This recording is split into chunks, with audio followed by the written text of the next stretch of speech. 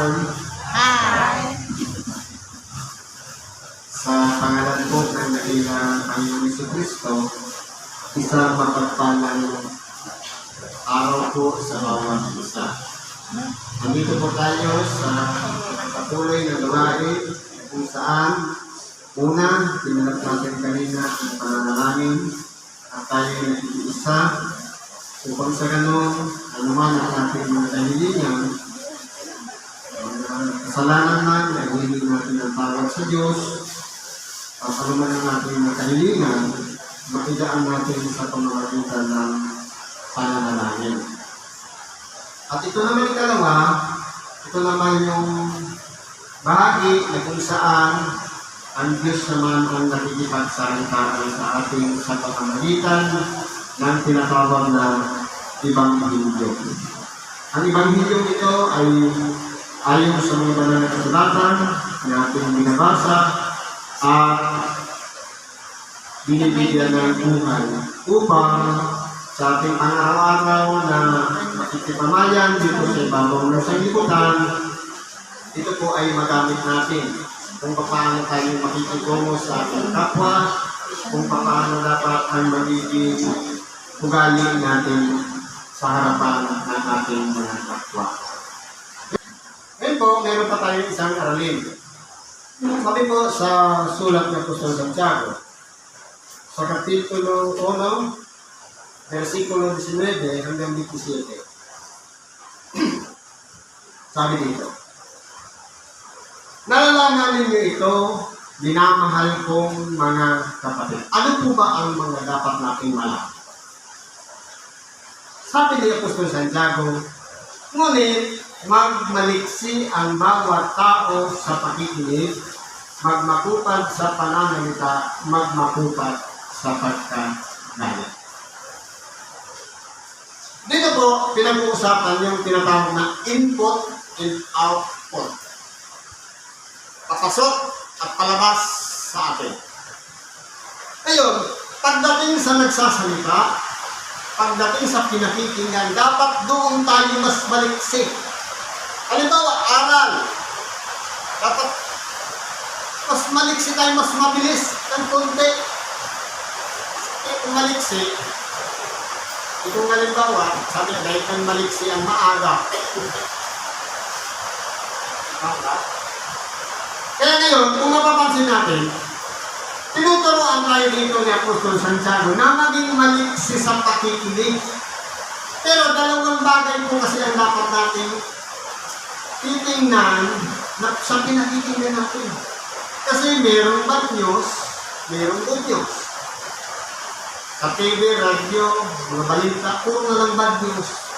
Nagkaroon po lahat yung patayan, nakawan, kung ano, yung mga bad news. Itong pinag-uusapan natin, good news, para sa ipabubuti natin. Ito dapat ang bigyan natin ng pagkakataon sa ating sarili na dapat doon tayo mas maliksi sa mga mabubuting balita.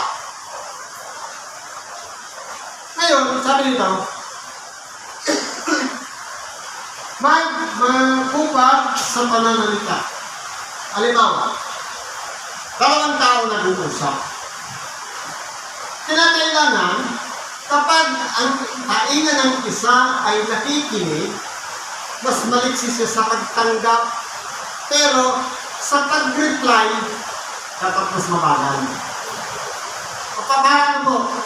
Ibig sabihin, tinuturuan tayo dito na anuman tinanggap ng kainga, i-proseso muna ng utak bago sumagot. Kasi po, minsan, magkamali tayo ng pagpapasya. Ang mangyayari po niyan, ikapapahamak din po natin. Nakapagsalita sa atin, alam mo ka si ganito, ganyan.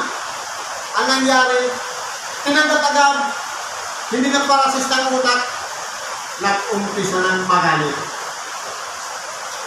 Alam mo ika nga, sinabihan kong pangit. Mabilis yung nag-process ang utak. Minsan nga, hindi na pinaprocess. Sagot agad. Kuha na kita.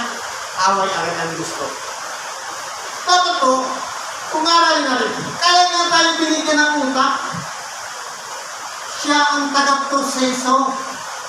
Connected lahat sa brain ang ating five senses. Ganon din ang ating kamalayan. Ganon din ang panggalaw natin. Lahat ng alitigtigin, lahat ng mga connection sa buo nating katawan, kontrolado po siya ng utak. Kaya po, yan ang tinatawag na processing stage. Siya ang taga-proseso ng ating pinapakinggan bago mag-rebate.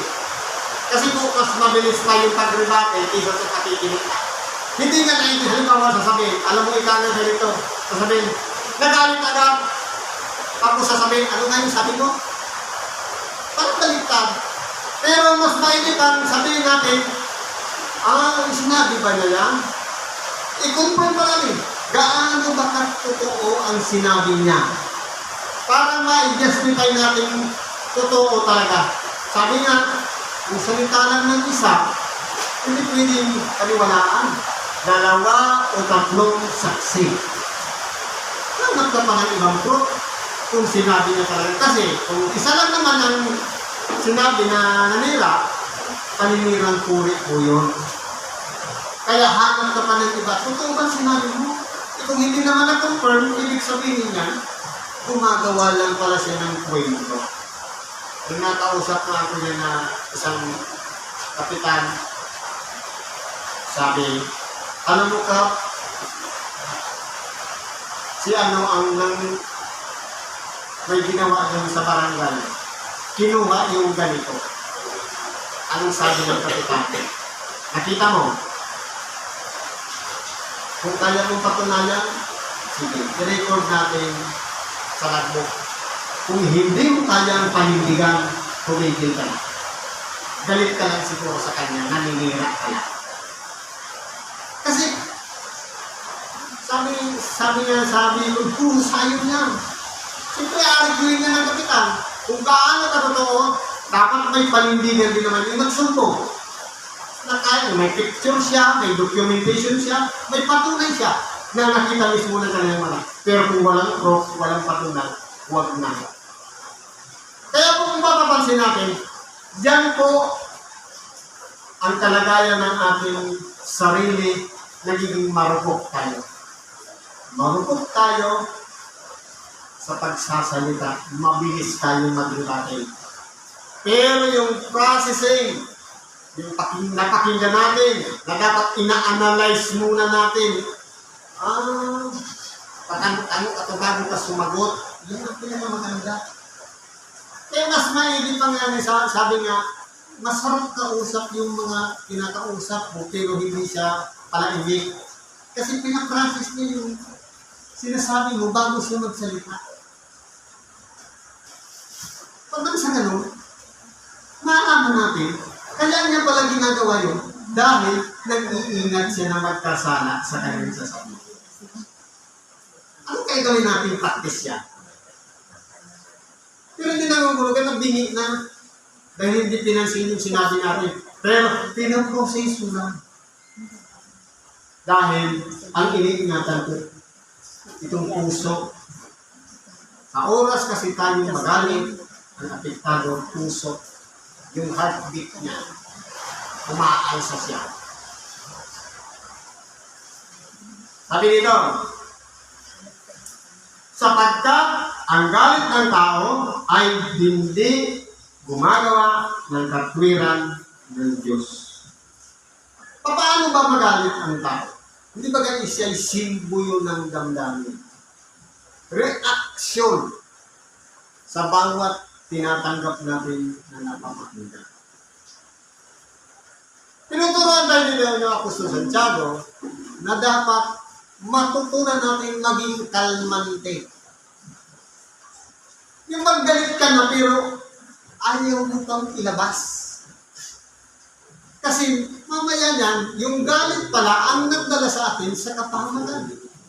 Paano kung ano-ano na lang nagawa mo, nakuha mo, nakapatay ka, nakapaghampas ka, nakapanakit ka ng kalooban ng iba, nakapatay, ikaw tayo. Kaya tayo tinuturuan nito, i-proseso ng utak bago mag-react, bago ipakita yung reaksyon natin sa ating kamay. Kaya kung kinausap tayo, smile lang tayo sa kanila. Chill-chill lang, sabi nga. Kasi po, iniingatan natin yung nag-iisa nating puso. Hindi ito katulad ng sasakyan na idaan mo lang yan sa talyer, palitan na. Ang puso natin nag-iisa lang. Hindi siya pwedeng i-repair. Ang nakapag-repair lang ito, ang Diyos sa oras na siya'y nananahana sa ating mga puso. Kaya, ihiwalay ninyo ang lahat ng karumihan. Ibig sabihin, dito sa ating pagkatao, ihiwalay natin lahat. Pag sinabing lahat, wala tayong ibubukod. Lahat ng karumihan, lahat ng ikapapahamak natin. At ang pag-apaw ng kasamaan, yan dapat ihiwalay din natin. At ang ipapalit natin, at tanggapin ninyo ang na may kaamuan ang salitang itinanim. I-replace natin yung lahat ng masasama nating mga gawa, hanga, pananaw natin, palitan natin ng salitang ng Diyos. Ito yung salitang itinatanim ngayon. Sa bawat tainga, papasok sa ating mga puso. Tanggapin ninyo na may kaamuan ang salitang itinanim na makapagliligtas ng iyong mga kaluluwa. Ibig ko pala sabihin, itong paglalaan natin ng panahon para makinig ng Ebanghelyo, kaluluwa pala natin ang magbibenepisyo. Sinagasaan natin yung ulan, yung sama ng panahon, nakarating tayo dito, dahil ang Ebanghelyo, kailangan ngayon, mapakinggan natin, ito po ay makapagliligtas ng ating kaluluwa. Kung nakatanim talaga. Paano kung tinanggap lang at hindi nakapag-ugat, hindi siya sisibol, hindi siya lalago, hindi magkakaroon ng bunga. Kaya, pakasyasatin natin ang ating sarili. Handa na ba itong katawan na ito? Itong lupang ito. Katulad kaya sa matabang lupa na pwedeng baguhin, pwedeng ayusin ang ating pang-araw-araw na pamumuhay na dapat tayong nabubuhay sang-ayon sa salita ng Diyos. Sabi dito, dapat maging tagatupad kayo ng salita. Ibig sabihin, lahat ng ating napakinggan, nabasa, napag-aralan mula sa banal na kasulatan, dapat gawin natin sa ating pang-araw-araw na pamumuhay. Maging tagatupad tayo. At huwag tagapakinig lamang. Halimbawa, pinakinggan. Maya-maya, nakalimuan na ba yung sinabi ni Brad? Dapat hindi ganun. Gawin natin focus ang ating sarili sa pakikinig ng Ebanghelyo. Dapat, itong tatlong sangkap nito, yung kaluluwa, espiritu, katawan, nandito lahat. E paano kung halimbawa, nandito nga yung katawan, yung isip, ano kaya, nalak ko ba yung pinto sa bahay? Ay sayang yung ano ko doon, baka kainin ng pusa. Yung ulam, hindi ko natapan. Itong gano'n ang kaisipan natin, hindi pa buo na nandito. Dapat, nandito lahat yung tatlong yan na sangkap ng ating katawan. Para hanggang makinig ng Ebanghelyo. Kinakailangan maging tagatupad ng salita at huwag tagapakinig lamang na inyong dinadaya ang inyong sarili. Kaya po, kung mapapansin natin, halimbawa, ang salita ng Diyos na itinatanim ngayon, kapakinabangan ng ating kaluluwa, napakinggan lang natin pero hindi tinutupad, ang dinadaya natin sarili natin. Paano ba't nagbigay ka ng oras makinig ng Ebanghelyo tapos hindi mo naman pala i-apply sa iyong buhay? Ang nangyari, ganito pa doon sa nagtawon, sa nagturo, sa namahagi ng Ebanghelyo. Sapagkat kung ang sino man ay tagapakinig ng salita at hindi tagatupad, ay katulad ng isang tao na tinitingnan ng kanyang talagang mukha sa salamin. Kung halimbawa, tagapakinig tayo, pero hanggang pakinig lang, walang hindi nakarating sa ating puso, anong tutuparin natin? Kasi po, ang tutuparin natin, yung tinanggap ng ating puso, ang salita ng Diyos. Katulad tayo ng isang tao na tumingin sa salamin, pagtalikod, limot na, ano ba? Pantay ba yung make-up ko? May muta pa ba ako? O ano ba? Parang ganun ang kinalabasan. Sabi niya, sapagkat minamasdan niya ang kanyang sarili at siya'y umalis at pagdakay kanyang nalilimutan kung ano siya. Parang ganun. Nagkaka-amnesia agad. Kaya kinakailangan, yung aral na ating pinapakinggan dapat makarating dahan-dahan dito sa ating puso. Sabi nga, hindi ko na ikaw nga isusulat ang ating mga utos sa mga tapyas na bato, kundi ating ilalagay na at isusulat sa kanilang mga puso. Dito na po ilalagay ang aral o salita ng Diyos sa ating mga puso. Nang sa ganun, kapag yan ay nandyan, meron tayong pagbabatayan kung paano natin tutuparin ang aral o salita ng Diyos. Pero kung hindi nakarating dyan, ang tutuparin natin? Wala. Ito po kasi ang magdadala at ito, balance yan. Hindi piling ito lang. Hindi piling ito lang. Kapag ito lang, kataasan, katanyagan. Pag ito naman, magandami naman. Parang balance sila, magkatuwan silang dalawa. Sabi dito, ngunit ang nagsisiyasat ng sakdal na kautusan. Halimbawa, gusto nating maging perfecto ang ating pamumuhay. Ang kautusan ng kalayaan na at nanatiling ngayon ay na hindi tagapakinig na lumilimot, kundi tagatupad na gumagawa, ay pagpapalain ng taong ito sa kanyang ginagawa. Dito na po papasok ang blessing. Halimbawa, tagapakinig tayo, walang tupad. Ginagaya natin ang ating sarili. Tagapakinig tayo at tagatupad, ang magbibenepisyo yung ating mga ginagawa. Yun na po yung sinasabi na magagandang bunga, resulta. Kapag ang salita ng Diyos na itanim talaga at nagkaugat, makikita po yan ng ating kapwa, ang pagbabago natin. Ibig sabihin, kung kilala ka sa iyong barangay, na ikaw ay madaya, na ikaw ay luko-luko, ngayon, pag salita ng Diyos nakarating dito sa puso natin at nabago ang ating pang-araw-araw na pamumuhay, naging matulig na tayo sa harapan ng Diyos at hindi na natin ginagawa yung dati natin ginagawa, ibig sabihin niyan, yung kapwa mismo nakapaligid sa atin ang makapagsasabi, alam mo, tuminok na si Brad. Hindi pwedeng magmalaki, sabihin, oh, matino ako, hindi pwede, mabait ako. Paano yung trato natin sa kapwa? Sila po kasi ang nakakita sa atin, kung mabait ka talaga. Kaya gawin natin salamin sa ating buhay ang ating kapwa. May dapat pa ba akong ayusin sa aking buhay? May dapat pa ba akong ituwid? May dapat pa ba akong pagbutihin sa ating pang-araw-araw na pamumuhay? Bakit mahiyang magtanong? Kahit mahal natin sa buhay, sa loob ng tahanan natin. Ikonsulta natin yung resulta kung na-i-apply natin ang ibanghilyo na ating pinapakinggan sa bawat gawain. Sabi dito, kung ang sino man ay nag-iisip na siya'y relihiyoso.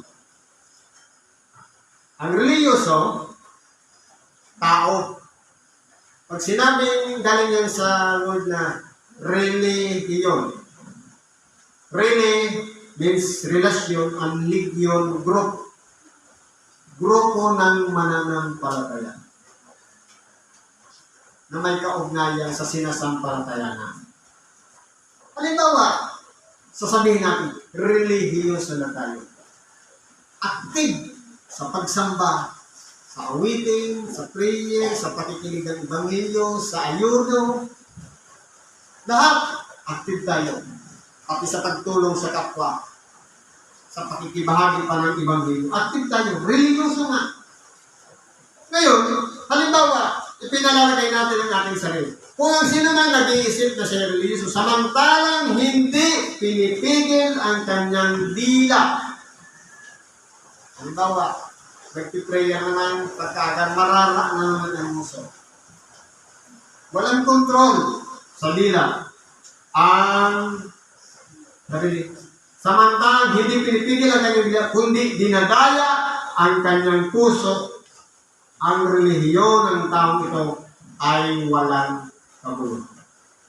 Ibig ko palang sabihin, kung halimbawa, madasalin tayo, active tayo sa simbahan, magaling tayo umawit, preacher pa tayo, leader pa tayo, kung magkatumpito na sa biyaya, tumutulong pa tayo sa may karamdaman.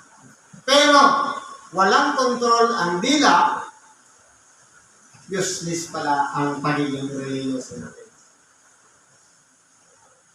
Sabi nito, ang dalisay o pure na relihiyon at walang dungis sa harapan ng ating Diyos at Ama ay ito. Ano yung pure? Dalawin ang mga ulila. Huwag lang yung mga kumari, kumpare na kalibel na okay sa buhay ang dalawin natin. Kundi yung ulila. Ano yung ulila? Wala nang ibang inaasahan. Yung mga taong Diyos lang ang inaasahan. Kasi kung mapapansin natin, ang ulila, wala siyang ama, walang ina. Umaasa lang siya sa tiyahin, sa lolo at lola, sa tiyuhin. Yun yung puntahan natin. Silang masigit na nangangailangan. May connected tayo kay Lord, nagsasamba tayo, active tayo sa pagsimba, sa pakikinig ng Ebanghelyo, sila yung kung dalawin natin. Pasyanan natin sila. Tanungin natin, anong mga pangangailangan mo? Maalala natin, hindi ba ngayon? Last 2 weeks na. Makadalaw ka lang dun sa isang kapatid natin na si Manay Iday. Yung isang reliyoso na yan. Baka mahali ka ng kahit kunti. Para lang sa kanyang ikagagaan, ng kanyang pamumuhay. Mas maganda pa yun. Kaso ang problema nga, nadadaig tayo ng dila. Sabi dito, ang dalisay na reliyon at walang dungis sa harapan ng ating Diyos Ama ay dalawin ng mga ulila at mga babaeng bao. Dalawa po pala. Mga batang walang inaasahan ama at ina, walang mga magulang, at yung mga babaeng bao. Bakit hindi kasama yung lalaking bao? Kasi po, ang lalaki, kaya niyang buhayin ang kanyang sarili. Pero ang babaeng bao, na walang iba, ang mga babae kasi nabubuhay dahil ang lalaki ang nagtatrabaho. Yung babaeng bao, siyempre kung wala, hindi sila sanay magtrabaho, wala silang inaasahan dahil namatay na ang kanyang asawang lalaki, ang inaasahan na lang nila pagkalinga ng Diyos at habang o awa. Paano kaya nakasama rin tayo doon sa nahahabang at naawa doon sa mga babaeng bao? Ibig sabihin, pag sinabing dalawin, lumabas ka sa bahay mo. Puntahan mo siya sa bahay niya. Yun po ang pagdalang. Kasi kung ano daw, dinadalangin mo lang naman siya. Sana marami ka ng pagkain, sana maayos ang kaligtasan. Pero wala naman tayong ginagawa sa kanya. Ni hindi nga natin ipatong ang kamay, ni hindi nga natin bigyan ng pagkain o maiinom. Sabi niya, kung ang pananampalatayang walang gawa, patay. Kaya, idinadalangin natin siya na sana'y marami kang pangbiyayang dumating sa iyo na pagkain. Kasama ka rin dapat sa nagbibigay ng biyaya. Sa ganun, gumaan ang kanyang pang-araw-araw na pumuno. Yun po yung pananampalatayang may gawa. Ano ba po? Dalisay na reliyon, dalawin ang nila, at babaeng bao sa kanilang kapighatian. Ibig sabihin, titingnan muna natin kung nasa kapighatian. Hindi ibig sabihin, halimbawa, dinalaw ko naman ikaw ngayong bao, pero mali naman yung purpose, para ligawan naman, para suyuin, hindi rin pwede. Sa kanilang kapighatian. Kaya ang pagdalaw, may purpose. Kailangan nating maibsan yung kanilang kapigarin. At pag-ingatan, walang dungis ang kanilang sarili sa sanlibutan. Ito po kasing sanlibutan ng kasamaan, maraming impluensya, maraming mga masasamang makapaghihikayat sa atin upang magawa natin ang hindi ayon sa kalooban ng Diyos. Dati noon, ang nakakahikayat lang, sabi niya, ang masasamang kasama ay sinisira ng mabubuting pag-uugal. Ibig sabihin, one-on-one lang tao sa tao. Kung anong nakita, gagayahin. Ngayon, hindi na. Dahil open na tayo sa social media, maraming panoorin sa social media. May YouTube, Facebook, kung ano-anong mga kalukuhan na baka makahikayat sa atin. Kung marunong tayo mag-ingat ng ating sarili, sa kasamaan ng sanlibutan, ito po ang tunay na relihiyon o relasyon natin na tunay sa Diyos na ating sinasamba at pinapupuri. Siguro po hanggang dito lang, pag-ibagin natin sa oras ito, salamat sa Diyos, at anuman ang ating kahingan, karaingan, ilapit natin sa Diyos, at ipagkatiwala natin sa Kanya. Sa ngalan ni Kristo Jesus, salamat at mapagpalang araw sa bawat isa.